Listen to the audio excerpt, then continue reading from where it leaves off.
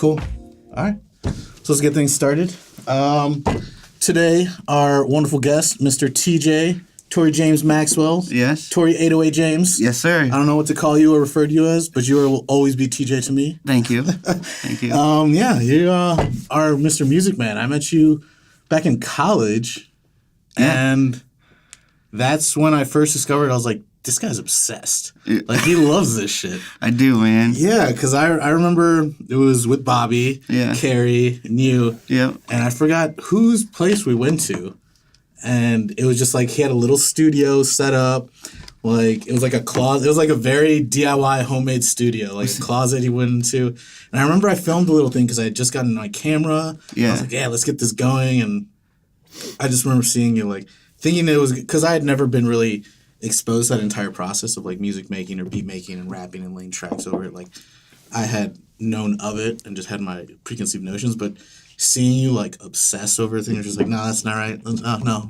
And then when you finally find something and you're just building, like, hours went by. Yeah. And, like, I feel like 9 out of 10 people would see that and they're just like, that's too much work for me to get to that. Like, I'm not doing that. Like, but none of us felt like work. We're like, oh shit, it's been 6 hours. We've just been like chilling, hanging out, like working on this stuff. Like, I was getting footage, you were making music, Bobby was laying tracks down. Like, and that's when I got my first taste of, like, I love this world. Like, this is fun, dude. Like, we're just making shit. This is creating. Like, but that's what it takes, you know, to, like, create something, anything. You know, anyone can be like, oh, I have an idea and, like, but it takes effort to actually just, like, do it. You know? Oh, yeah. Sure. Do you want to give us a little back history into, like, how you found music, got into it, and decided, like, yeah, this is my shit. This is what I love. Yeah. I mean, like, Bobby kind of, like, he just gave me a chest full of cables and microphones and just an assortment of different things, and just going through it and setting it all up. And he gave me a computer with, I think it was Pro Tools. All right, nice. Yeah. I remember we were working on Pro Tools because I had just learned that. That's why I would, like, connect to it. I was like, yeah, I know vaguely what you're doing. Yeah. So, like, I set it all up and just fooling around, you know. I mean, I was partying too, but, you know. But, I mean, that's what really brought me into the whole engineering and the producing stuff. Okay. Just, I mean, prior to that as well. But that was, like... That was a spark. That was that spark. Okay. And then started working with Bobby and recording him, and we did Sick 'Em. Yes, I remember that. We were talking about that last week. Yeah. That was fun. Yeah. But, I mean, and after that, that's where I decided I wanted to go to school. Yeah. So I went out to Nashville for about 4 years and studied. Yeah, I remember you going out there, and I was like, well, TJ moved to Nashville? They're like, music, man, that's where it's at. Yeah. Like, he wants to do it. And I was like, hell yeah, good for him. I was like, that's awesome. Yeah. What was Nashville like? Like, what's that music scene compared to Chicago or compared to out here? Oh, it's beautiful. Yeah? It's beautiful, man. Like, just everywhere you go, there's music. Yeah. Every bar that you go into, there's music. Yeah, I heard even just, like, on the streets, you'll walk around and people are just, like, playing music. Yes. Like, it sounds like a musical little paradise. Yeah. There was this one guy that sat on he had a drum set and a microphone. And he'd sit on the corner and he would just rap and play the drums. And then he had, you know, people would throw him money and change and stuff in his buckets. And he had this one personal guy that would come out when the bucket was full and bring it to their van. And it constantly, dude. This Changing dude, 20 inches. no, for real, dude. He'd come out like every hour and bring a bucket and put it in the van. You want to make sure, you know, that the thing looks empty. Like, I need some more money. Yeah. You know, if it's full, people aren't gonna, you know. Especially if someone's got, like, talent to them and, like, you walk by and you hear something amazing, you're like, yo, no one's giving this fucker money. Fuck that. Yeah, no, I always feel bad for, like, any sort of musical artist that I'm just like, ooh, that's good, and, like, you know, like, you know, they're just on the street or, like, trying to, like, make a buck. And I'm like, hell, yeah, I'll give you a buck for sure. Yeah. You know? So what was school like out there? It was awesome. It was Dark Horse, and it was basically, like, just a huge mansion made out of, like a big cabin mansion. Okay. The it was dude, just a big estate that he turned into. Well, like, the story behind it is the guy that owned it, his name is Robin Crow. Okay. And there was, he bought some land. What a great name, though. Two birds. Yeah. It's right up there with Russell Crowe. Yeah, but like two birds, rabbit and crow, that's pretty good. He should be a superhero. He was a pretty cool dude. But he bought some land because he had a bunch of horses and stuff. Okay. And he was also doing music prior to that. But he decided to take the farmhouse that was over there and build it into a studio. So it started as just a barn. Yeah. And then he expanded that barn into a whole mansion.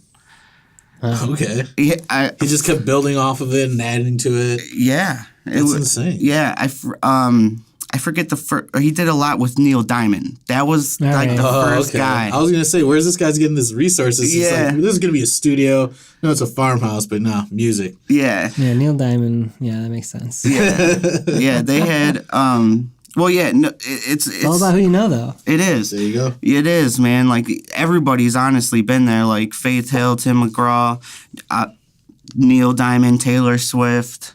Taylor Swift. They've all like recorded there? Taylor Swift's first album was recorded there. Oh, no shit. Yeah.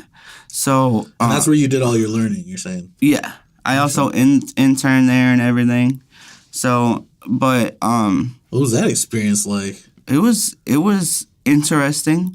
Like, I was able to assist on certain sessions. Okay. And in the, like, just, which is amazing because I'm using like just $1 million board and just That's like access to all the toys. Oh, dude. Yeah. The mic locker. Oh man, I know. It's so fun. Like when you have access to like really expensive equipment, you're just like, oh man, this is great. Just touching this stuff. Oh, for sure. Shout out to all the friends helping us out, giving us use equipment. There you go. Oh yeah, dude. Yeah, them right there. Yeah. Senior Damo. But when I was out there too, I mean, I met so many influential people to me, like Crystal Talaferrano, which is really sparked me because she was just like, well, first of all, let me tell you about her. She I don't know who that is. Yeah. She is the percussionist for Billy Joel. Oh, okay. So she sang for him. She like did the percussion and the saxophone. Oh, fuck yeah. Yeah. So I went to her studio a bunch of different times and we just jam out and, you know, she was just like, T, you got something, you know, like you need to push yourself within this and don't ever quit. Yeah. You know, and just hearing that from her, yeah, you know, that's huge, man. That's someone awesome who's successful in the industry and saying like, yo, I see it. You got it. Yeah. Man, that's awesome, dude. It is. It is. And then like I actually I went to Thanksgiving to her house once. That's cool. It was sick. Met her father and her father was just like, Crystal believes in you, man. Crystal believes in you. She can see it, man. And I was just like, wow, that's amazing. Mm-hmm. So like all that really was like the spark for it all. Yeah, to be like, I'm taking this seriously. This is my passion. This is what I do. The truest spark. Yeah. The sparkle. You know, that's what sold it for you, huh? Yeah. That's awesome, dude. So then you quite came back out here. Yeah. And you're just still making music, still producing. So what are you doing primarily that's your thing? Do you like creating the beats from scratch or do you like more mixing and mastering? Or for the people that don't know, explain the differences. In engineering, like I've heard that thrown around, and I was like, what's that exactly? Yeah. Well, when I was actually to go back in Nashville real quick. Yeah. I really got into the whole, obviously from Dark Horse because they taught me engineering. Yeah. But I really got into the hip hop engineering when I worked with, which I still do with Los Ghost. Yeah. So, and I've worked with them for like, I think 6-7 years now. Okay. But I would record. I had my apartment. I had my booth set up in my walk-in closet. Yeah. I had I had my just this home studio, and he'd come over like every day, and we would just record, and that just I learned so much just from the experience. Doing it, man. You know, and Pro Tools, and I got, you know, like I've mastered Pro Tools. Like, you feel 100% confident in it. Oh yeah, for sure. So is your Pro Tools your weapon of choice? Yes. All right. Almost definitely. For everything, or just? I can do everything on it, but mainly I use Pro Tools for engineering. Okay. So recording and mixing and mastering and stuff like that. When it comes to the producing, like I'll use Reason, Logic, and FL Studio. Okay. So, but I usually take the stems from my sessions and I bring them into Pro Tools to mix them. What are stems? Stems are the individual instrument Layers, files. like, Yeah. right? It's like Gotcha. layers, Yeah, so like, you know, guitar, bass, drums, all of that. And I bounce it down and I bring them all into Pro Tools and mix it around the vocals. Gotcha. Mm-hmm. What's your exact process? So you go from one of those, from either Fruity Loops or Reason, you're making your stem and stuff, you bring it into Pro Tools, and then from bringing in the vocals, how is it, or what do you focus on mainly to get your style or your sound? Is it your vocals and you build around that, or is the beat really carrying the tone of it and your vocals are just pumping it up? I mean, I've kind of experimented with it all. Yeah, I've never playing really around with every version of it. I've never really had that like question asked to me because well, is it more? I think the question is more like, do you have a specific style and way that you approach it, or is it just no? This is the same way I do it every time, or it depends on the client, depends on the artist. Yes, client for sure. Yeah, case by case, right? Yeah. I kind of just, I'll ask whoever I'm working with, just like, what do you know, how do you want me to do this?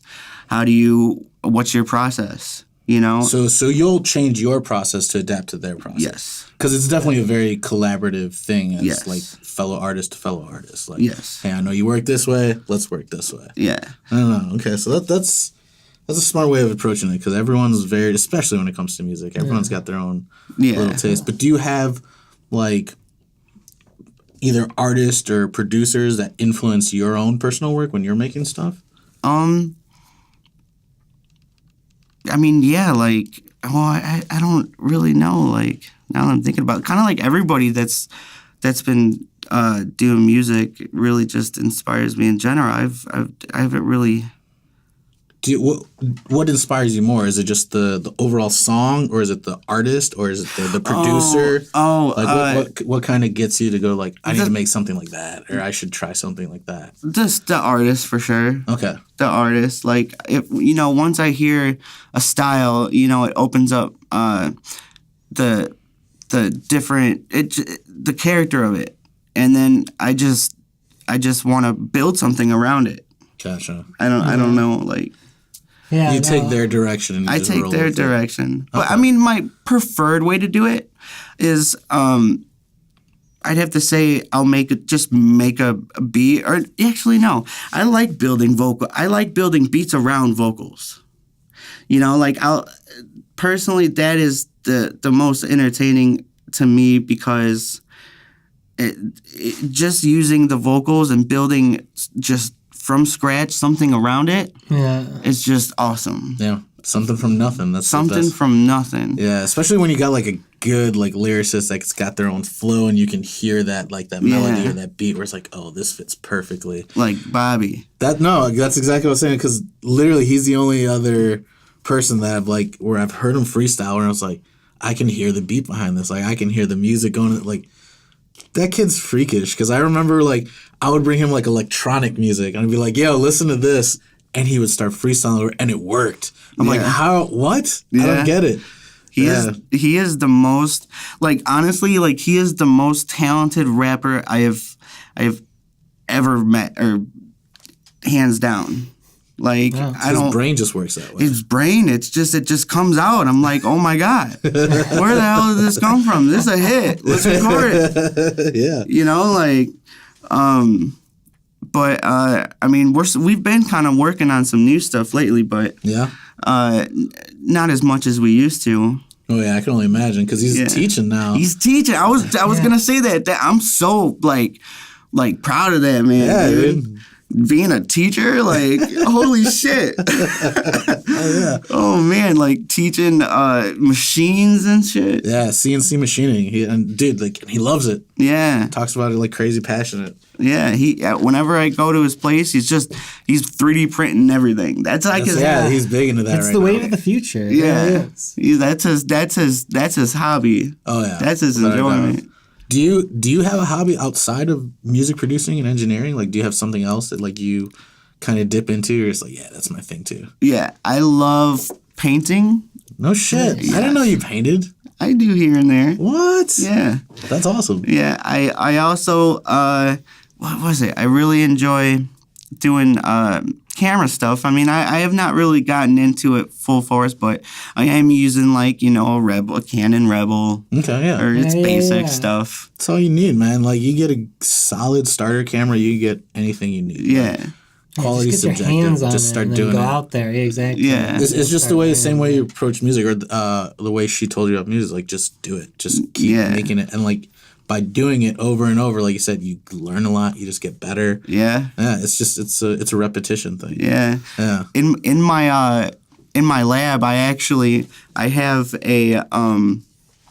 I have my setup, my monitors, my interfaces, my hardware, my rack stuff, and then I keep a canvas, or what is it, an easel, on the side with just a canvas ready to go. Just blank canvas. Yeah, That's cool. with all my paint stuff, and once after I'm mixing for a while and I need to take a break, I'll just step to the side and start painting. That's awesome, dude. Like Yeah, a new that's creative cool. avenue. Yeah. I similarly do the same thing. Like when I'm waiting for like a render or something, I've recently picked up the fiddle. So now I'll just like start to play some tunes like while it's rendering, and then like go back to like the art that I'm normally doing. But like the switch between like it's both art, but it's just like it's slightly different. Like it helps. I don't know. It's cool that that you're able to do that as well, and it's like it's a good little side thing to get your brain a break, but sort of keeps it still art though. Exactly. Yeah, I feel like you're still working out problems with different problems, and you're thinking differently because it's a new medium or a new art form. Like for me, I find that like just it doesn't have to be art specifically, but just doing something different and just finding something different to do, like taking your mind off that one thing. Once I'm doing that other thing, it's something's in me. I'm like, oh shit, I got to get back to that because I know exactly what I need to add to this or what I need to do to this. Like, it just hits you because your brain's not like crazy focused on that. Exactly, man. Exactly. Precisely how I do it. That's awesome. That's crazy. I didn't know you painted. You're gonna have to show me some of your paintings. For sure, dude. Yeah, dude, definitely. What kind of paint are you using? I don't honestly, whatever I like experimenting a lot. So like I'll just use whatever. Yeah, you're not biased. Yeah, You'll take any supplies there are. Yeah. Like I've been trying to like burn certain stuff, and I'll use like the what is it? You know how like it leaves like a black. Yeah, like ash. Yeah, marsh, charcoal? Like, Yeah. Like I've seen some like those like burn paintings or whatever. Is that what you're talking about? Yeah. All right, cool. Yeah. That's super cool because I'm like that always looks like fun. I don't know, Yeah. anything with like fire, I'm like usually For like, sure. fun. I don't know. I guess I'm a little bit of a pyro, but like, You're not the only one, man. Fire's fun. Fire nice. I mean, but if you think about it, like fire is just like such a cool, interesting element. I mean, just like watching it when you have like a campfire or whatever. Like, how many people just like shut up and just like stare at like the flames because like the flickers, and you're just like.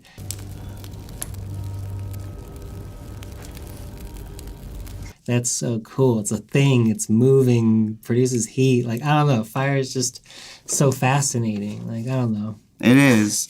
It really is. I'm the same exact way. I'll stare into the fire. Everybody could be talking. I'm just looking at the fire. I think I've caught you. You have. Like, yeah. Sure have. Yeah, because I had a fireplace at that one apartment. Yes. Yeah, I remember because you just, like, literally, I think you were sitting in front of it. By yourself. Yeah. Like anything like fire, I'm like, that's just like so cool. And like, I don't know, like even I remember like in college we had to like figure out what for our science class we had to come up with our own experiment.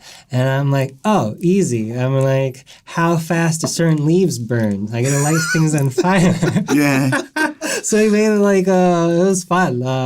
It's actually it started like a roller coaster of events that happened, which got my buddy married. Fire. No, actually, well, that'd be funny too. But like my buddy got married through this whole sort of process. Like it's funny. So it's all about who you know. Do you say you're welcome to him? Yeah. Every time I start a fire, I'm like, this is what started it all. That's hilarious. Are there any specific projects that stand out in your head that like out of everything you worked on, where it's like, that was either like that was crazy fun, or it's like I learned so much at that thing? I kind of feel like I learned stuff from all the projects that I've worked on. Mm-hmm. One of the main projects. I mean, shit. You know, like I haven't really thought about that. You know, like recently. Well, with like this last summer, I did something for Los Ghost, and he sent me, well, it was my beat, and he sent me DJ Paul vocals. So, like, technically, I have DJ Paul on one of my beats. Okay. Cool. Yeah. Yeah. So, like, that was pretty cool because it's like, oh, shit, you know, it's DJ Paul. Yeah. So I got to be a little bit more precise. Yeah. I got to come correct. Yeah. You know, so that was pretty interesting. And also, like, you know, just not having him in the studio. They just sent me vocals. So it was like a remote remote job. Yeah. And how often does that happen? Huh? Or where they're working remotely and they're just sending you stuff versus like they come to you, they record?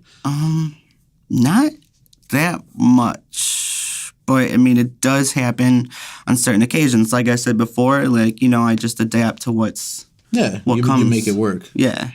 But not much, actually. I'm trying to think, like, what's the last... That's the last thing I think I remember doing. What was the most fun, though? Like, what project do you remember where it's like, this was just fun? Where it did not feel like work at all, where it's just like, can we keep doing this? Yeah.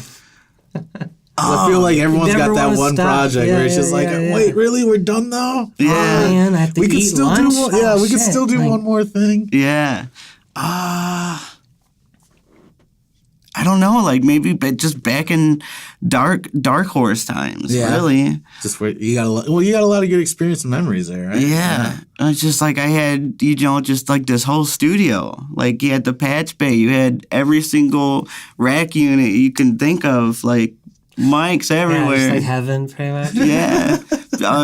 Country artists country honestly is awesome. Yeah. Like there's just so much involved within it. Like, you know, the fiddle, steels, guitars, bass, drums, all of that, you know, and it's just, country's just, I don't know, man. It's an awesome feeling when you're in there. Yeah. It's definitely got like a certain vibe. My buddies dragged me to a country bar, not to like maybe last weekend or something. Carol's Pub. You ever been to Carol's Pub?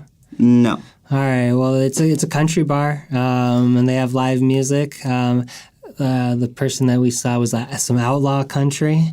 I mean, it was pretty good. Like, you know, like country usually isn't my like first go-to when I want to listen to music, just because like, I don't know, like you just have sort of like that same sort of like, oh, I don't know, maybe I know there's different country stuff. I know there's like honky-tonk and like pop country, outlaw country, and pop, and like you know, and you know, it spreads the whole gamut. I guess was it Johnny Cash? I guess sometimes people consider country. Like so I mean, I guess it all runs the gamut. But like sometimes I'm just like and like talking about your truck again. You know, like I was just like, or you know, but like there's definitely some good like it has some good energy and definitely makes people want to dance. And you know, I can always get behind dancing. And Carol's Pub was a fun time. I mean, we had a great time. And I want to say a lot of people have like a guilty pleasure of like country. Yeah, you know, more than you think. Yeah, well, actually, hip hop is making a big move out there right now. Like really? In Nashville? Yeah, I mean it's like hip hop in general, but also like, have you ever heard of Slum American? No. Slum American is Yellow Wolf's thing. Okay. And it's basically like country and in hip hop. Yeah, I was about to say, like, Yellow Wolf, I want to say, that's his thing, right? That's his fusion. Yeah. So he's actually signed a bunch of different, like, artists, like country rappers. That are mixing the genres. Yeah. So pretty much a better Kid Rock. He's actually been. Yo, I like Kid Rock back in the day. The ball with the ball. Bang, bang, bang, I'm jumping. He did a song with them, I'm pretty sure, too. Yellow Wolf and Kid Rock. All right, well, that's fitting. I was saying, I see you. He's like, I paved the way for you. Yeah. So that's pretty cool. Like Los is doing a lot with them. He's Yellow Wolf signed Bubba Sparks. He signed. Oh yeah, I remember Bubba Sparks too. Yeah. There's I think next month Lois and Bubba Sparks are performing the Miss New Booty contest show. Oh my god! At the end of the show. I remember that song. Miss New Booty, is that a show? No, that's one of his. It's one of his songs. Oh, it's one of his songs. Yeah, like original. When he first blew up, like in high school. Yeah. Really? All right. Because I remember a couple of Bubba Sparks ones, but I did not remember that one. That's funny. Yeah. Bubba Sparks. That's another person I like Bubba Sparks back in the day. Heard in a long time. Like, yeah. I remember. But they're still doing it. They're still making music, right? Or is it yeah. just the same old stuff? No, he's still pumping out all new content and all that. Yeah. After he got signed with Slum American, he started making a whole bunch of new stuff. Oh shit! Yeah, I should check that out because I always did like him back in the day, and then I never saw him like make anything new after like those one big couple of hits. And I was like I felt like he that's the radio and while, TV and media though. You know, like they decide who is good and what's good. True. Yeah, if you really like it, you got to stay up on them and follow them. You know. Yeah.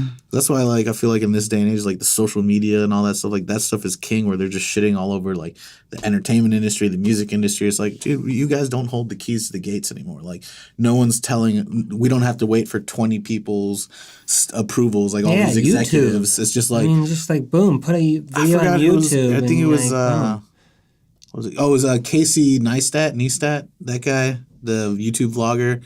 He was saying that Chuck. What? Wait a sec, which one? Who? Casey Neistat. He's like a YouTube vlogger, filmmaker type dude. He just makes stupid money, like showcasing tech and equipment and traveling and doing dope, expensive shit. He's like one of those guys. Okay. Must be nice. But no, he was like, him and his brother produced this TV show and like got it all through the whole process, did everything. And then once they believed it was ready, they're like, okay, cool, let's put it out there. Let's get it out.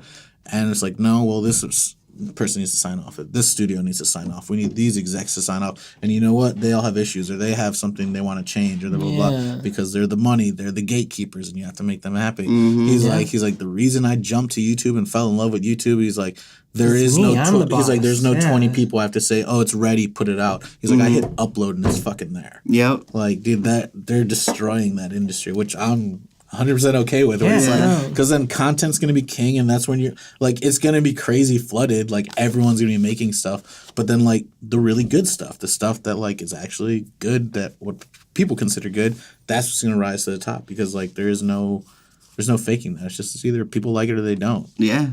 I mean, the internet, if you think about it, has like upset so much industry these past couple of days. I mean, think of like, we're old enough that we've lived before the internet. I mean, like, think about how much the internet has changed, like in our lifetime. It's sort of crazy. Like we got to see it really, and like, you know, we remember it. You know, it's like we grew up sort of with the internet. We were the ones that had to learn on the spot. Yeah, we watched it growing from. That's where it all started. For real, man. And it's just like, oh, I gotta make a phone call, or like, you know, the phone call interrupted your internet. I can't remember, or something I remember conflicted or whatever. But like, oh man, I mean. Yeah, do you guys remember when you guys got like your first high-speed internet? Like, remember, like that was a game changer. Like, from 56K up. Oh my God, yeah, I remember it being that slow. Right? And I remember thinking like the jump up was like godly, where it's like, yes, we're living in the future. Yeah. And now we're getting like insane download speeds in comparison to that. Our phones, man, are computers. No, they are. Literally. Now we got watches that are computers. Oh yeah, dude. Like I said, like we're the ones that paved the way, or not paved the way, but like we're the ones that started it and we're like figuring it out because we were there at its birth. Oh yeah. You know, so like we fuck up a lot, but like we're learning from it. Yeah, Oh, yeah. I mean, computers, man. I mean, it's crazy. I mean, you've heard it here on this podcast. Computers are going to catch on. It's going to be big. You heard it here. You know? God damn it. But kind of going off of that, like us learning because we were at the forefront, based off of your experience and like your process and learning, like what advice would you give to someone who wants to like do what you do or like travel the same route you traveled? Never give up. There's always going to be problems. There's always going to be changes all the time. Don't let that discourage you. If whatever you want, whether it's audio or whatever it is. Mm-hmm. Amen to that. Don't give up. Yeah, because if you love it, you love it. Just keep doing it. Yeah. I mean, because there's many people that I know that will just walk away from it, or that I've seen. No, and we were just talking about that before you got here.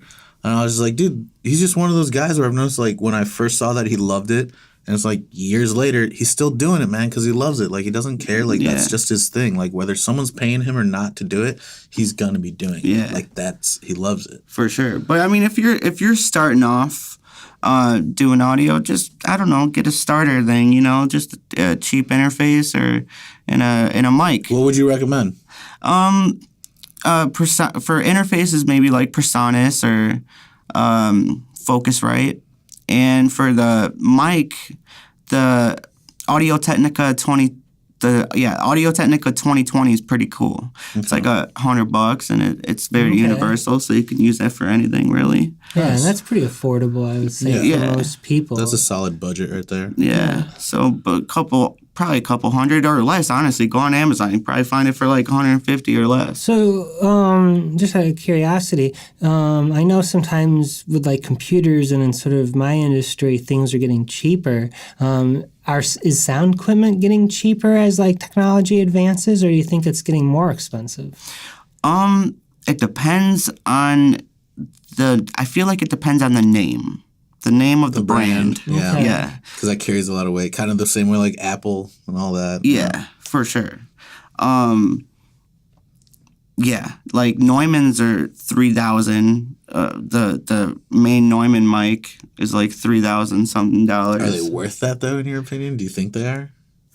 Yeah. He's like, when you hear it though. Yeah. I like how you like say it with like a smile. Yeah, very evil, like, guilty grin. Yeah, I wish I had one. Kind of like, I like it. Yeah, I love it. But honestly, my most like the mic that I want to have so bad is the eqAKU 14 or no, yeah,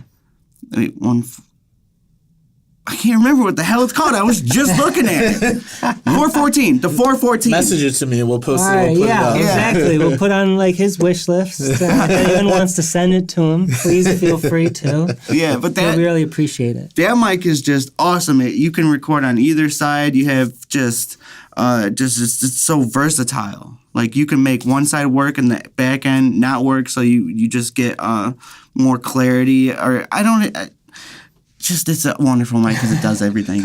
No, that sounds cool. That sounds cool. I love the way you talk. Like the way he's talking about that mic is literally what I'm talking about. Like when I met him, I was just like, dude, like look how happy and giddy he's getting about like tech and like equipment. Yeah, it's like over a mic and it's great. Like this is exactly the kind of passion we love in people, and like and like people would say that about me. Like when I talk about like certain like graphics and like you know certain things, I just get like giddy about it. I'm just like, oh no, this shit's awesome. And like speaking of which, like it's sort of funny. I guess this is like a little off scale, but like I recently found myself getting superly giddy over like fresh bread. Like fresh bread. Please go into this. I need to know. Getting over again. I think fresh bread is like super good. I mean, has anyone ever had fresh bread? It's when you say fresh bread, are you saying like made by yourself and like fresh out the oven? Made that day bread, fresh bread. But like store bought bread, like a loaf of bread, like some name brand bread, not from the bakery. Well, no, it would have to come from the bakery. Okay, otherwise, it's not fresh bread. It has to be made that day. Otherwise, it's not fresh bread. That's what I'm saying. So this is fresh bread I'm talking about. And like, all right, so every lunch I go to, I walk to the Mariano's and get fresh bread to make my sandwich. I never bought any bread in like a large number. I always buy it the day of. And I think it's literally the best thing you could ever taste is like fresh bread. And so I make the effort to like, you know, get the fresh bread every single day. But like, it was funny because I was at a bar at the motion graphic meetup that we were at on Wednesday. I was talking about bread, and I was just like, I noticed myself getting like super excited about it because I'm like, you know, this is something that like I really care about, and like, you know, and it's something like it's delicious, but like, you know, it's funny that you like what people get excited over, like certain little things, like, you know, people are like really passionate about, and you know, and something that's passionate about me is like eating. Like I like having really good food, and my worst fear is if I get hit by a car. And the last thing I think while I'm on the road dying is like, oh man, that meal that I had, that was such shit. Like it wasn't like, it could have been so good. Or like, you know, I want my last meal to be like, wow, that was fucking good. It was some fresh bread. Like, you know, I had the best, like, you know, good fresh ingredients. You know, I like making meals. So, I mean, you know, certain things I feel like it's funny. It's like, what do people get passionate about? It's Do you interesting. treat like, bread every meal like it's your thing. last meal? Oh yeah, I pretty much think about it every meal. I was gonna say, like, do every you meal cook that every meal to perfection? Because you know what, tomorrow I try to, and like it's funny. Ex-girlfriends would get so pissed at me because I take the time to make a perfect meal, and they're just like, "I want the food now." And I'm just like, "Yeah, well, we'll get there." So perfection takes time. You can't rush this. You can't rush it. You know, I don't know. Like, does anyone else have like other than like mics? I love the mic thing, but like, come on, like, does anyone else have like weird stuff other than like a weird giddy passion? Yeah, just like I can't be the only one that be like fresh bread or like food. Okay, you know, so cooking, like, good stuff. I don't know if it's a weird okay, this is the best one I can think of because we're talking about. I noticed myself at CMAG where I was doing the same thing at the meetup, where it's the way that most people keep up with like sports players and teams and coaches and agents and all that, where it's just like, no, this guy had this record and this, and then like they can spew out stats like that. Yeah. I can't do that. But what I can do that for is like actors, directors, producers, screenwriters. Okay. I can tell you what projects they've worked on together, the behind the scenes shit that they talked about, or who likes working together.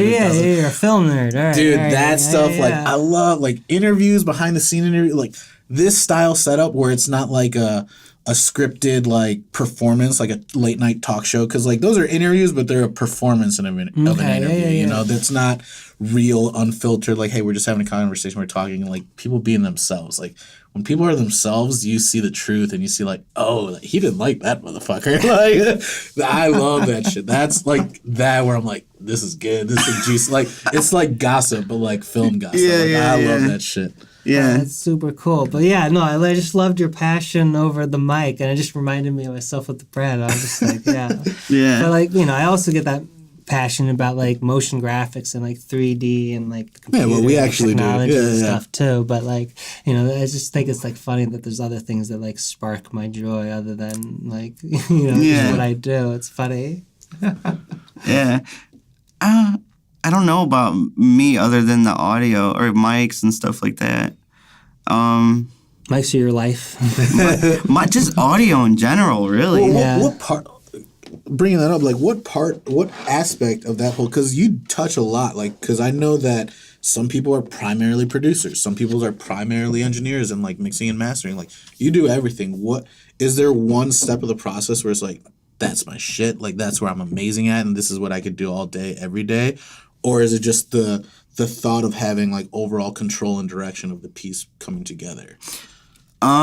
That, and I'd have to say mixing. I really enjoy mixing. Now describe mixing, or describe the difference between mixing, mastering, engineering. Because like I'm still kind of hazy on like what differentiates them. Basically combining all the instruments to where they all sound nice within the mix. They're not fighting each other. They're not fighting each other. What's that? That's mixing, or is that it's mixing, really. Okay. I mean, you're just getting all the levels correct and, you know, EQing everything, putting compression on each instrument, just all of that. Like I very much so enjoy that, and especially on Pro Tools. Like I know all the shortcuts, so I'm like, yeah, shortcuts are key. They are straight up key. Save you time. Save you so much time. Oh yeah, straight key. When I see people not using them, it irks me. Where I'm like, oh, why aren't you moving faster? Like, oh God, please stop. Shift Control N. Yeah.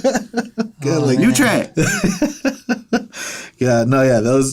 Those are huge. Like that's one thing that I learned like on the job experience. Like in school, like everyone kind of went over it. I feel like, hey, these are shortcuts. They help you, but no one really like drilled them in. It wasn't until I started working where they were like, what are you doing? Mm-hmm. Like, you're too slow. Like, do it like this. Go like this.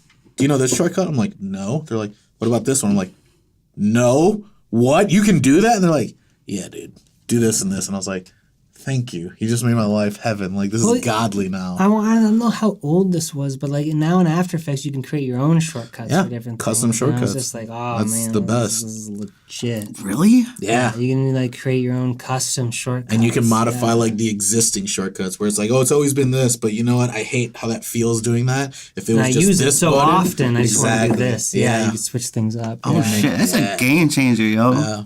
Yeah, so Pro Tools doesn't do that though? Probably. I just never heard it. Yeah, look into it. Or like if they don't, suggest it. I don't know how Pro Tools is like for is like community wise, or how like they like connect exactly. If they have like a good social connection where people are like, hey, I'd really love this, and they're like, oh, we should like patch this, or like in the next update we'll try to include that or whatever. Yeah, and it's like it's like the audio like.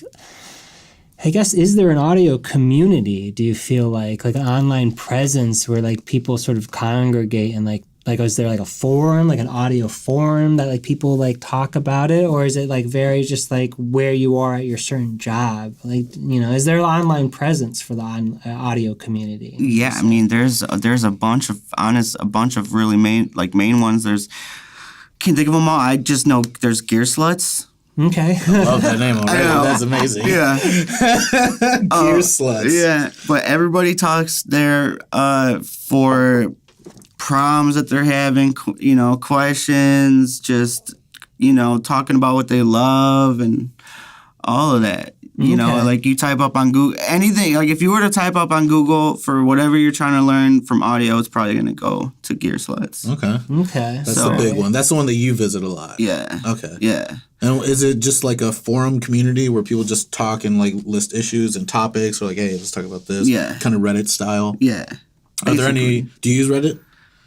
Not for a while. Because I was going to ask, I was like, are there any good like Reddit audio? Because I know because I use Audition, like Adobe Audition for audio, like mixing and cleaning stuff out just for video. Mm-hmm. And there is Reddit forums specific for Audition, and then Adobe has their own like online forums. But like, I find that the Reddit ones are just so much better because one, they're funny.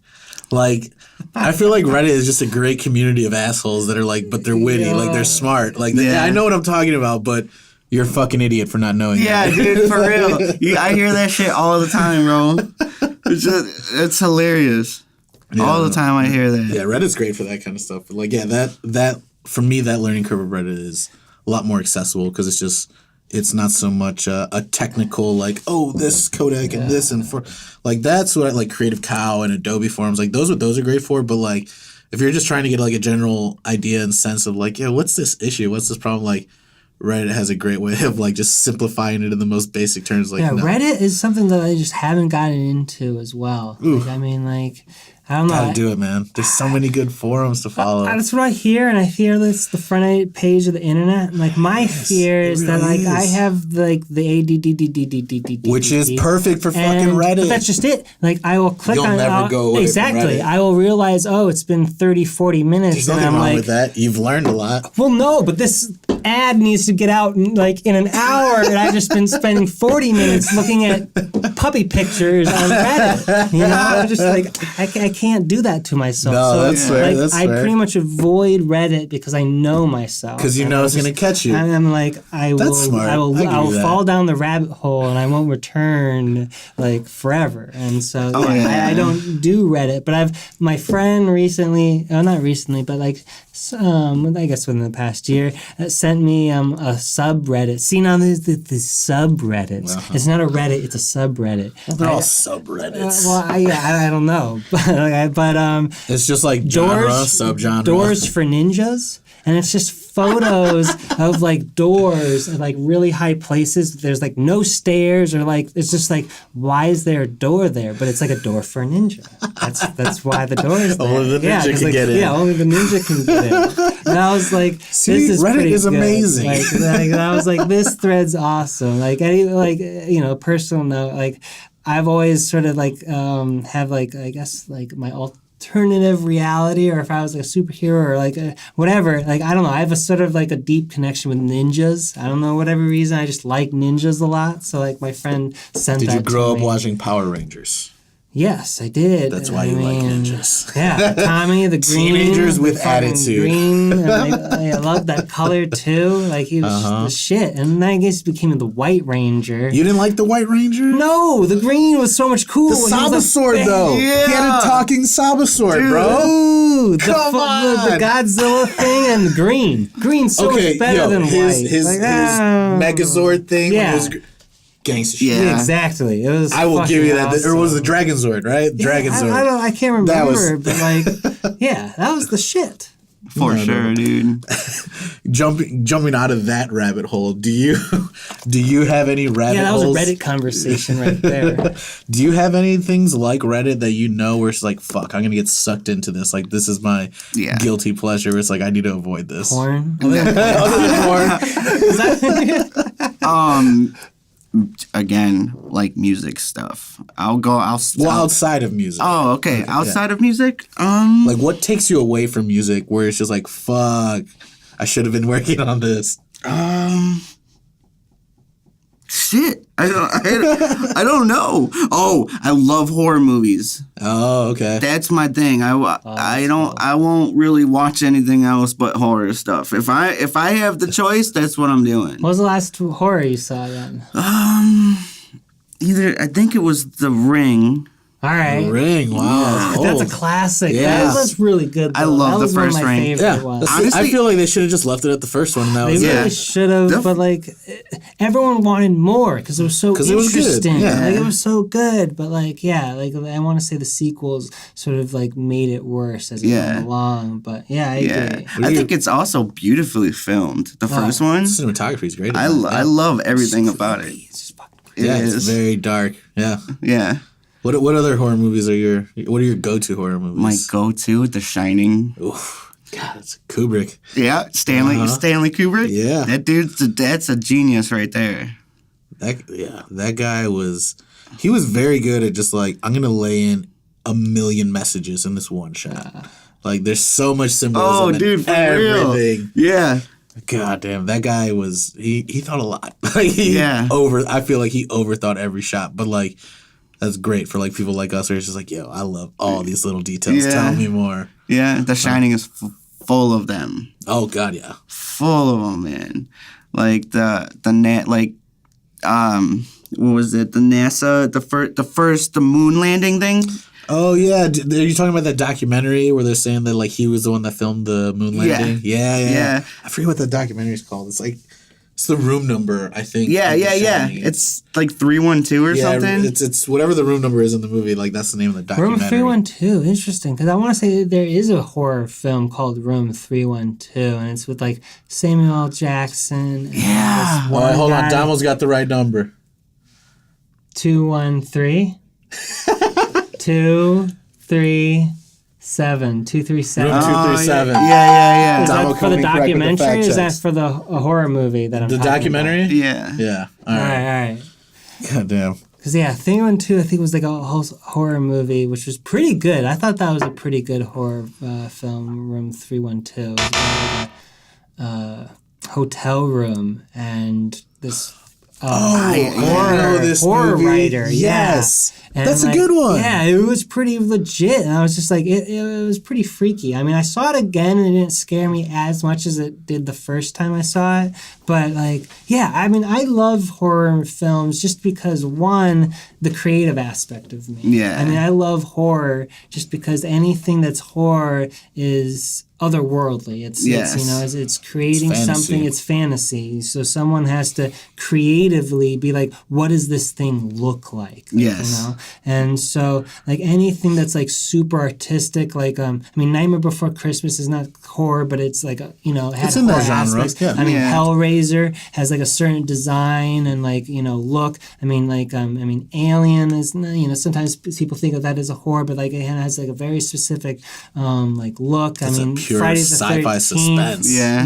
Like some of these like horror movies are very like well designed, like and it takes some thought creating it, and like I don't know, I had a hard time watching horror as like a kid because it freaked the hell out of me. Like I was one of those kids that would watch a horror film as a kid and not be able to sleep. Like I'd have to be like, Mom, Dad, I just need to like sleep with you guys tonight because I'm fucking scared. Yeah. But it was because of that fear though that I was like, no, I'm gonna watch horror films and sort of like until I sort of get desensitized a little bit. That's how I approached it as a kid. Because like I remember the first few movies scaring me and then being like, oh, I don't want to be that kid that's scared of scary movies. I was like, I should just watch all these so I'm not scared of them. I remember going to one of my buddies' houses, and he, I guess, was someone whose parents like didn't care what he watched. So he was allowed to watch rated R movies. Oh, yep. And so I remember going over to his house and watching The Thing, which was the first movie we watched. Yes, it really is. And I can't remember how old I was. This was in grade school. So Hell yeah, that's an old movie, dude. Yeah, but like watching one of those movies when you're in grade school, I was just like, holy shit. And then we watched Fright Night, and I was just like, holy shit. The 80s Fright Night? Yeah. So I was just like, holy shit, this is shit scary. I remember having to call my parents and be like, I can't sleep. I need to go home. Like, I was just like, holy shit. So I was like, after that, I'm just like, I got to come over this fear. I mean, like, like horror movies. So yeah, I just kept on watching horror movies until I no longer got scared anymore. And I'm like, all right, this is legit. I've seen so many horror movies now. It's just like, yeah, I feel like horror movies when we were kids were good and scary. Yes. And then when we got to teenagers and high schools, they became like very commercialized and very like teen high school. Yeah. Let's go out and watch a movie type deal. Mm-hmm. And it just got bad.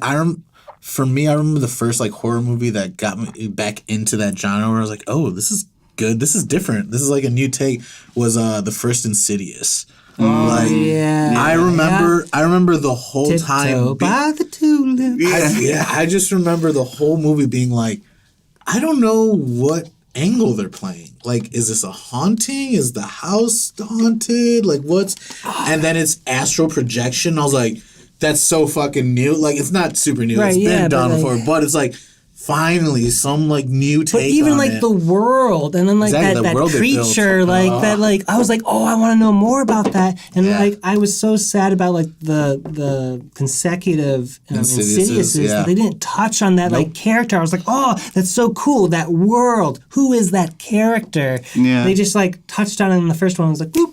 You're talking about that Darth Maul looking thing, the red and black, like the goat looking, the puppet master. Yeah, the puppet master. Some character was in sort of the background orchestrating everything, and they like just highlighted on him, and then they like which was cool because it was like it sort of like opened the veil, or like lifted the veil between like Oz, like you sort of saw what was going on in the background, and like you wanted to know more, like what's his story, what's his deal, why is he trying to do all this stuff? Like, like the atmosphere, like not the atmosphere, the universe around it. Like they created a little bit of like a universe, or like they had a potential for a universe. Like here's a character, someone that you could delve into, and then they just sort of forgot it. And I want to say maybe the last chapter that came out maybe last year or 2 years ago. I've seen the second one after, and then I stopped. Yeah, because the second one was like. And I want to say maybe I saw the third one, and maybe that the fourth one is like the last key or something. Yeah. Maybe introduced that first character back again, and I don't think I've seen the last key yet. I haven't. But yeah, like, oh man, horror, man. Yeah. Well, let me ask you this, like, from horror, because like I feel like I like a lot of horror movies, but then I'm like, no, that's more of like a suspense type movie. Because like I think of the movie Signs. Yeah. Oh yeah. That was good. that movie actually was the first movie to scare me as like an older kid, where I was just like, yo, I'm legit scared. Because I remember we went to see that in the movie theaters, right? It was like my mom, my dad, me, my brother, and I think my sister too. My sister was little, like maybe 8 or 7 or some shit like that. And we saw it, and like, it was scary. There's a lot of good jumps, a lot of good, like, oh my God. Still thinking about like those. The hands behind under the door. Yeah. That wasn't even, to me, like the scene where Joaquin Phoenix is watching the TV in the closet. Like, yes. He's like, move, niños, move, like yelling at the TV. Move, children. Vámonos. Está atrás de garage. Está atrás de ahí. Es behind.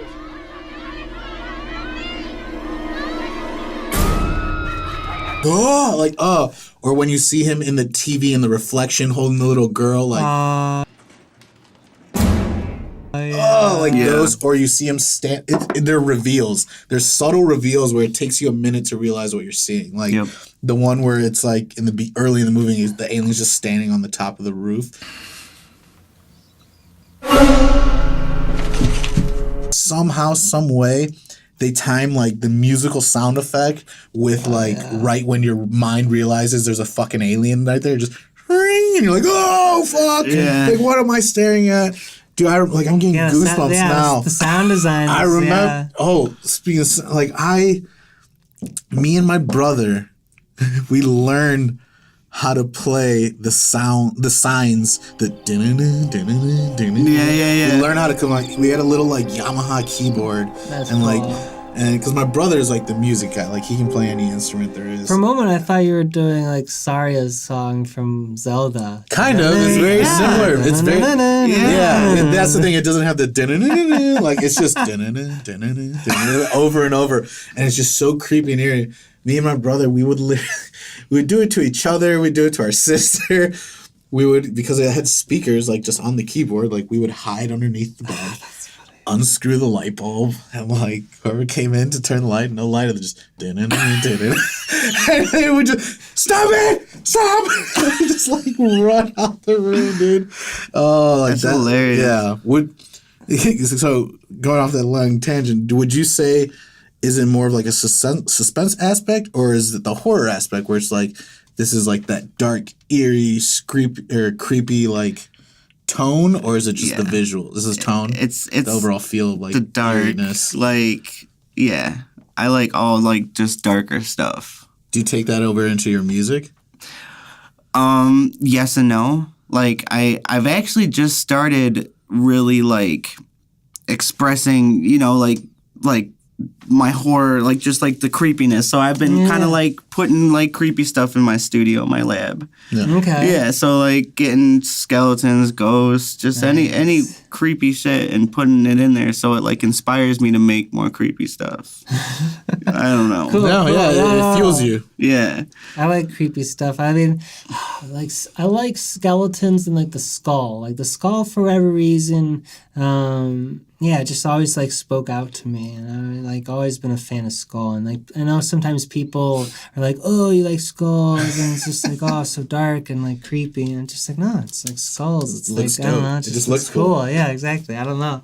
Yeah. It's got like nice aesthetic that you appreciate. Yeah. And like I actually looked up like how much a human skull would cost. They're actually really expensive. People sell human skulls. Yeah, I mean, well, for like medical purposes or like just to have like as like a display. Well, or that I assume, but I'm meaning to like anybody can buy a human skull. Of course. Why would they? A real human skull? Like, why would they say no to your money? I'm not saying, but it's just the thought of like I'm gonna start selling human skulls. That's insane to me.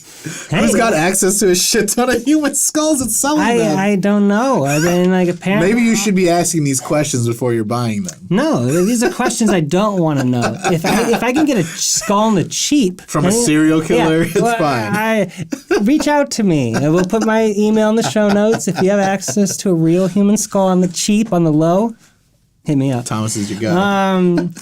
But like I don't know, because I mean I think it would be cool just to have like a human skull, like a real skull, like I don't know, just like so cool, just for like drawing purposes or like references purposes. But like just like I don't know, the skull, just I don't know. I've always been a fan of skulls, so I mean, but yeah, there are several grand. I want to say like $3,000 up to like $6,000 for like a cleaned human skull. Like I was like, holy shit. Jesus Christ, dude. It's like, man, I wish I had the money. Otherwise, I would definitely have a human skull That's if I had pricey, that kind of bro. money. Yeah, That's a used car right there. Yeah. But it's a real human skull.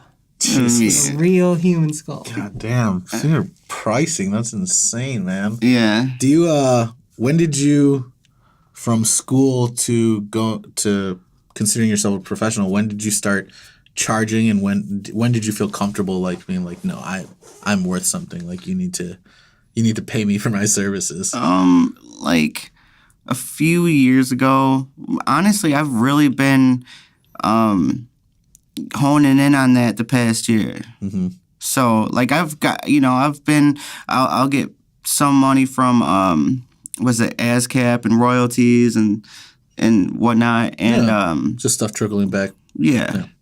But this last year I've been putting together, my lab more, and I'm gonna start engineering and mixing and mastering. So like I have a whole plan. Like it's 60 for recording, tracking for 3 hours, whatever you want. 20, was it $20 for additional hours? 60 for mixing and 60 for mastering, and I will come to you. I will record in your basement, man. That's like like, so that's basically what you make it work no matter what. So you have like equipment or like a mobile base, I guess, to move around. All right, that's cool. And I've also this past year put together contracts. So okay, yeah, that's always important. Yeah, so if whether they want beats or whatever, I'll slap down a contract. While if I'm there, how'd you come to learn to do that contracts? I just sat there and read and learned, and my mind hurt. But it's a necessity. You got to learn how to do that. You got to cover your own ass and make sure, like, because after a certain point, like, we're all artists and we're all just making art. But at a certain point, like, people want our art, and it's like, this took time. This took effort. Money, it's like, give me the money. My time is valuable. Yeah, not everybody has like the money to throw down on it and everything. So I've been doing it all myself. Like I've done it mainly all myself. Even all the media stuff. Like I learned how to like for videos. Like I've learned how to use a little bit of After Effects, Premiere, and stuff to throw together. Because I remember you asking me stuff. When I would be doing that. Like, how do you do it? I was like, because I remember, like, I used to love that about you. It's like, wasn't exactly your world. You were all music, but it's just like, you were still interested and you wanted to know more. And like, well, how are you doing that? It was very, definitely very methodical. I know a lot in different categories, I'd have to say. But just lately, I've just been trying to focus on the audio stuff because that's just what I'm good at, Yeah. And then once I really can, making good money from that, then I can start venturing into putting more time into other areas. Definitely. But that's basically what I've been doing lately. Yeah. In Nashville, I made some money. I'd have people coming in and out. Well, dude, like, I feel like anytime, even in your learning process, because, like, in school, like, I was taking freelance gigs and jobs and stuff, because, like, I had certain skills, I had certain equipment, and I was like, I can do that job. Like, that's a simple gig, I'm still in school, but I have the capability to do that. Yeah. So you very much approach it that way, where it's just like, doesn't matter that I'm still in school or I'm still learning. It's like, I can do what you need me to do. Yeah. I could still even record at Dark Horse. Like, that was a part of, like, their plan. Like, after you did school there, like, you you could rent out the studio whenever you want. I mean, I could rent out the studio for like $100. And what made you come back here then? Actually, I was just drinking very heavily. Oh, okay. And I kind of told myself, it's a very big party atmosphere out there with all the great music and all the bars. But I just got to the point where like it was like I needed it. Okay. I'd wake up and it's drink, I need to start drinking. And I kind of told myself, like, I was pretty, well involved with the music stuff and far into it. But I asked myself, I'm like, do I really want to keep doing this and keep getting worse with the alcohol? And yeah, because that's going to affect your passion, your real career. Yeah, and I was just, getting, like, I get buck wild and hurt myself and fall down and whatever, different times and fucked up my back and all that. So I actually moved back here. Well, I kind of like picked up and left and came back here and put myself into rehab. Okay. And then, so I did that and came back out and decided that I wanted to live back here for now. Nice. So I went back and... So you could get your head clear, get straight, so like reassert your priorities is what I want. Yeah. Yeah, exactly. So how do you feel now after that? Yeah. I mean, I feel really good. Like, I feel like I'm finally caught up with myself to where I was out there, and just I know a whole lot more, man. Like, and able to process, just like, honestly, it's just your brain heals, man. Oh yeah, definitely. So you're like, you seem like a man of music. Like, what are you listening to these days? Like, Billie Eilish, yo. Billie Eilish. She's I don't know. Eilish. Yeah. How do you spell that? ILISH or something? ILLIE. I don't know. I All right, yeah. We'll put it in the show notes though. But like, I'm always down to like learn like new music. I would consider myself a bit of an audio nut where I don't like listening to the same thing like a second time. Yeah. So I like to just, once I listen to them, like on to the next thing. Yeah. So I'm always so much out there, man. Well, there's so much content out there and there's so much good stuff. So yeah, like tell me, what are you listening to? Feed me. Yeah. Feed me some cool stuff. Well, Billie Eilish. Okay. I've been listening to what's his name, Joji. Yeah, I know that guy. He's awesome. He's a YouTuber. Yeah. Now he's got signed to, what is it, 88 Rising, which is I forget the dude's name. But it's just it's full of Asian rappers. Yeah. Okay. And that's been pretty cool. I want to say like Asian rap has become like a little bit on the rise, or like if someone had been like a buzz in the news at least recently. Yeah. All right. Cool. So it's I forget the crew that I've been listening to, but it's hilarious. They almost kind of like make fun of themselves, but they're doing it like gangsta. I can't really explain it, but it's very satirical. Like it's very like it's a parody of it. Yeah, definitely check out 88 Rising. They're pretty cool. Okay, because I knew of Joji. I'd never heard of 88 Rising though. Yeah, I'll definitely have to check that out. That's like the whole label. Okay, so that's everyone that they sign on and stuff like that. Gotcha. No, was it Novair actually brought me on to all of that. Oh, okay. He brought me. He was like, yo, Billie Eilish, Joji, 88 Rising. So is that all the same genre? All those people? No, Billie Eilish is kind of like she sings. I can't really. She has her own thing. Okay. Her own put feel. It in a box. Yeah, and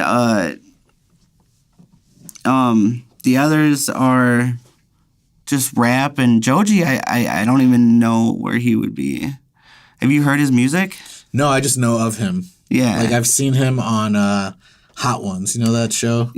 I don't. It's a YouTube show where they eat hot wings and it's like an interview call. Yeah, with Lil Yachty. Yeah. Lil Yachty was on. He's had a bunch of people on there. But Joji was on there for an episode. Yeah, I just found out Lil Yachty only eats like candy and stuff. Yeah. What? He's insane. Yeah. That's the one. He's only. I think he only eats like pizza and candy. That's sort of like the one wish I always had, like superpower. Like I actually have two superpowers that I wish I had. That like I was like, the rules. Like if you could have one superpower, what could you have? But you can't like upset the balance. Like you can't have like too much power or too little power. And I was like, one of them is like I wish like my sweets and like good food and bad food would like switch. So all I could eat is like sweets and like fatty food and all that stuff, and all the like And your body still processes it the same way as healthy food. Exactly, and all like the sweet stuff would be like lettuce and like kale and like just like I don't need. Dude, I'm stuff. telling you, in the future when we're like cybernetic beings, there's gonna be a hack robot, to just switch that like sensory thing in our brain and be like, nope. Well, that's that what like this tastes the like. dolce berry. that'd You be guys heard of like the sick, yo. dolce Dude, berry? it'll be there. That'll watch. change everything. You guys heard of like the dolce berry, right? No. All right, so this is this berry that you eat, and it switches your taste buds on you. So people like to I have heard of this. So people like to drink Yeah. tequila on it because it tastes like almost like a fruit drink, and they can just like do a ton of tequila and it doesn't taste like tequila. It tastes like a like a little. You're hacking your brain, man. You're hacking your taste buds. Yeah. I'm telling you, we're And like already there. like limes and lemons are like super sweet now instead of like sour. Like I don't know, it's sort of cool. I have not tried the dolce berry, but it seemed like it would be fun. I will eat a lime straight. A lime? Yeah. Just bite into it? No, not like that. I mean, just, the slice lime, yeah. lime. I don't know, it's good. Yeah, I do like a good sour like tart. I'm a fan of sour and tart. Yeah. I do like that. Yeah. But yeah, we're getting close to that time. Why don't we wrap things up with our one little fun, entertaining story you brought for us? I don't know if it's funny, though. It doesn't have to be funny. Just tell me your story, man. Tell me a story. Okay. I want to hear a story. So I was partying. I used to party at my mom's house all the time. They'd be upstairs watching TV, doing whatever they want, and I'm having like 30 people in my basement. Old times. But on this one time, I was super drunk, and I was with the crew people that I was hanging out with back in the day, like Joe and all them. You know Joe, right? Joe Kurtz. Yeah, I remember Joe. So a lot of the times at night when we were just gone, we'd be like, "Yo, let's go jump the pool. Let's go hop the fence and jump the pool. Let's go the swim." move. And on the pool, yeah, neighbor or something. No, it's an association pool. Yeah. Okay. Yeah. So obviously it's like closed every night. Yeah, because there's certain hours that the pool's open. Right, Yeah. Now outside was a really intense thunderstorm. Okay. Oh, I love where this is going already. So we walked down there and I have like all my clothes on. I have pants, I have my shirt, and I'm like, fuck it, I'm just gonna do this. And so we get down there, and usually what we kind of do is like help each other, boost each other up. Yeah. And I'm like, hell no, I got this shit. So just Hulk mode. I climb up this thing, pull myself over, and then fall right on my face. Oh, Fall right on my face. Everybody thought I died. They all said it. They're like, dude, what are we doing? Call an ambulance. No, we're doing illegal shit. Get out of here. But I get back up, and I was cool. I kind of think it was the you were drunk, right? Drunk, so That's it's exactly like all your what it is. muscles You're are relaxed. You're just a limp body falling down. Yeah. Oh my god. But I will. The one thing I will always remember from obviously that, but it was jumping in, because obviously I just hit my head so hard, just incredibly hard. Just rock that dome. Yeah, and I jumped in, and I'm in the deep end and looking up, and it was hard for me to climb back up. Oh, it was hard for me to get back up. This is not the funny part. Man. So that was kind of terrifying, to be completely honest. Oh my god, yeah. But it was still funny. I got out and laughed. But I had to like almost like walk to the ladder thing and pull and climb up, because I couldn't swim back up because of my clothes and because of my head and yeah, you were just out of it. You were heavy. You were groggy. Yeah. Oh, dude, that's scary. Yeah. That's at that one. I'd have to say that one moment, I was like, "Am I gonna die?" No. And I felt that before. That's not the funny. That's not funny. No, part. Yeah, that's a scary, real thing, man. I almost drowned in Bosnia. Wow. This is like a waterfall, like youth or not. It was like in high school. We took a trip to Bosnia, like some like religious place, And I was like, whatever, like I get to go out of the country for like someone's paying for me to go. I was like, Hell yeah. I'll go, let's go. And so we go to this like dope ass fucking waterfall. And it's like a football field and a half from the beach to the waterfall. But like there's rocks and shit and you can go climb, be by the waterfall. It's like I can swim, but I don't think I can swim 2 football fields. And I was just like looking and they're like, yo, we're all gonna swim to the waterfall. Like, you coming? And I was like, I think I'm good. This beach is solid. Yeah. Killing it right here, guys. Yeah, please. And sure enough, it's 2 very attractive girls from Bosnia. And just like, We're gonna go come swim on, to like, the waterfall. no, and they're like, come with us, you'll be fine. And I leveled because like they're fine. I wanted to talk to them, but I leveled with it because like it was a legitimate fear. I was like, Right? Yeah. I was like, look, if they could do it, I could. I was like, I want to go there. I was like, but I legitimately don't think I can swim that far. I was like, I can swim, but I don't think I can swim that far. And they're like, oh, you'll be fine. We were lifeguards. You're okay. Right? So they're like, dude, it's going to be fine. Challenging my man. The trust me. Like in high school, bro. You can never trust anyone that says trust me. Oh, my God. Rule number 1 right there. So sure enough, I was like, all right, let's go. And then I was like, you know what? Let's swim this. We swim like halfway and I get tired. And I'm just like, all right, I'm going to doggy paddle from here, guys. I'm getting exhausted. Okay, it's fine. Just relax. You're okay. And I was like, I get like 2/3 of the way there, like almost 75% of the way there. And I'm starting to panic because like my muscles are just crazy fatigued. Like I can't. Yeah. And I'm just feeling myself like lose it. Where it's just Yeah. like I'm fighting to keep my head up. Oh, I'm just no. like stretching more than swimming. And I'm just like, fuck. But like, and I can feel myself Do you know how start to float to panic. though?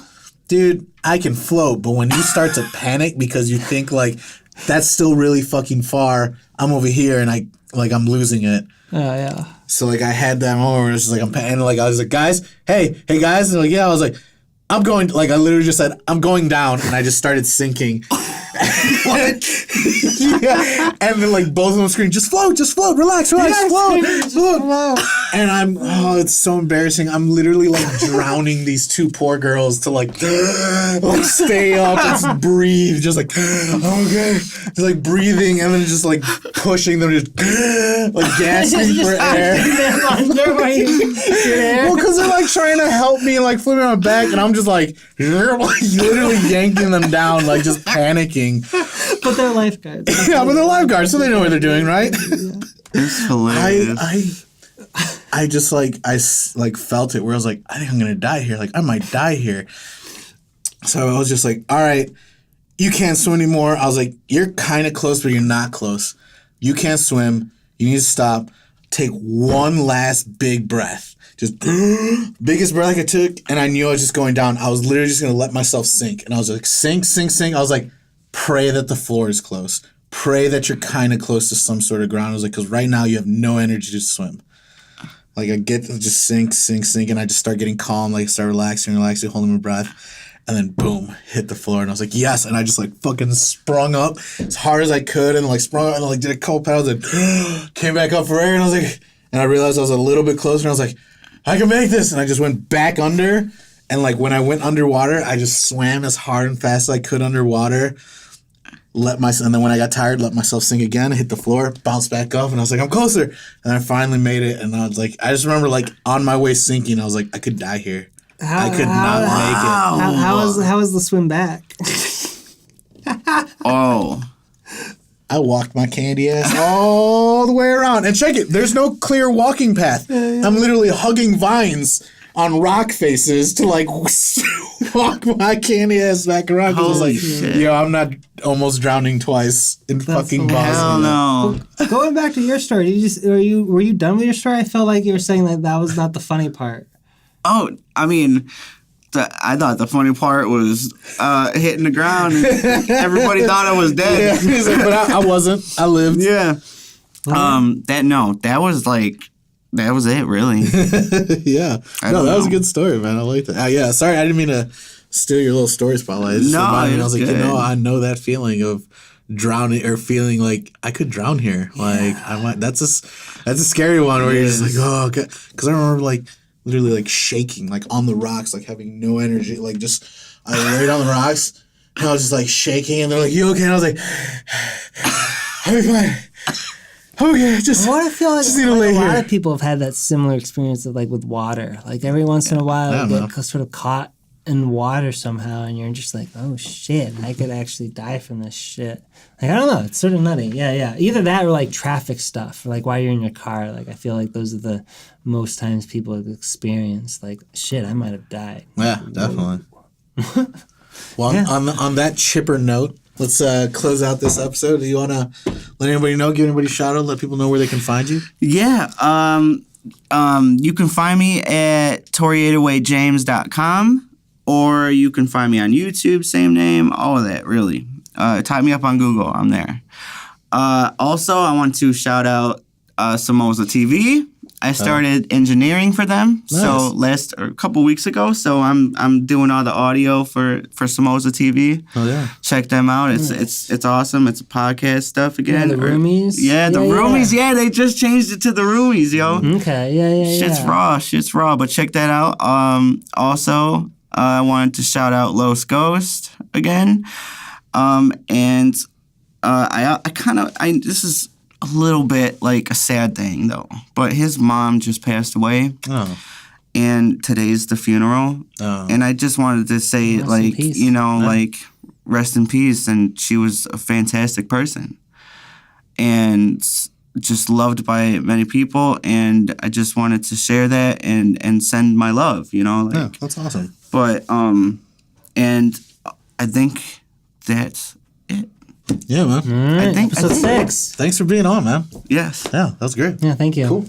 Yes. We done. We're out. Out. Do you actually realize you are listening to the Odd Owls podcast? So subscribe to the channel and stay tuned for a lot more Odd Owls podcasts, either in video or in audio, right here.